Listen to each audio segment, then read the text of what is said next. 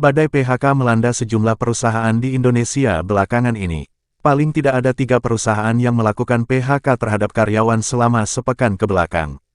Alasannya sangat beragam. Ada perusahaan yang beralasan PHK dilakukan demi efisiensi usai melakukan penyesuaian bisnis, namun ada juga yang punya alasan-alasan lain. Berikut 3 daftar perusahaan yang mem-PHK karyawan dalam sepekan ini. 1.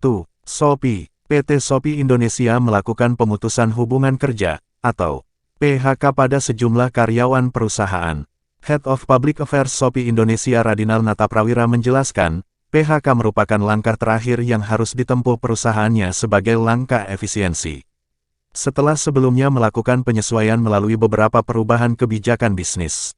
Ia mengatakan langkah efisiensi sejalan dengan fokus perusahaan secara global untuk mencapai kemandirian dan keberlanjutan di tengah ketidakpastian ekonomi global saat ini.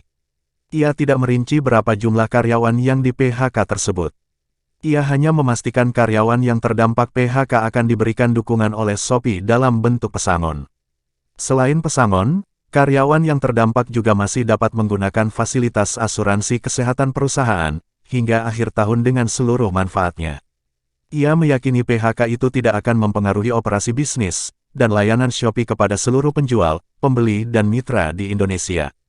2. Indosat Ooredoo. Indosat Ooredoo melakukan pemutusan hubungan kerja atau PHK terhadap lebih dari 300 karyawannya. Direktur dan Chief Indosat Ooredoo, Irsyad Sahroni mengatakan langkah pengurangan ini telah berjalan lancar, dan 95% karyawan yang terkena dampak telah setuju. Adapun paket kompensasi yang ditawarkan kepada karyawan adalah rata-rata 37 kali upah. Bahkan yang tertinggi mencapai 75 kali upah. Menurut Irsyad, jumlah ini secara signifikan lebih tinggi di atas persyaratan ketentuan undang-undang yang berlaku.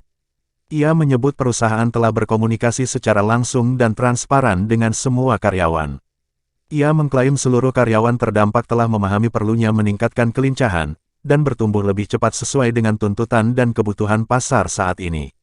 Oleh karena itu, kata Irsyad, inisiatif reorganisasi sangat penting untuk keberlanjutan dan pertumbuhan bisnis perusahaan ke depan. Irsyad menambahkan inisiatif right-sizing ini didasarkan pada strategi bisnis ke depan dan pertimbangan yang komprehensif, yang diharapkan dapat menjadi langkah strategis perusahaan.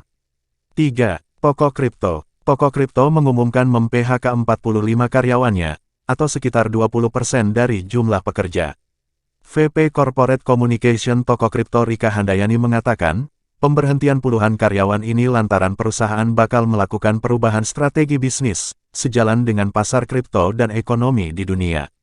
Toko Kripto akan memperkuat kembali bisnis utama sebagai exchange platform, serta memisahkan T-Hub dan Tokomall menjadi entitas yang berbeda. Meski demikian, perusahaan dikatakan akan membantu pegawai yang terkena PHK mencari tempat kerja baru.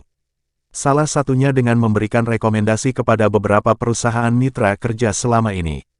Toko Kripto memastikan keseluruhan proses keputusan ini akan dilakukan secara transparan dan mematuhi segala peraturan pemerintah yang berlaku.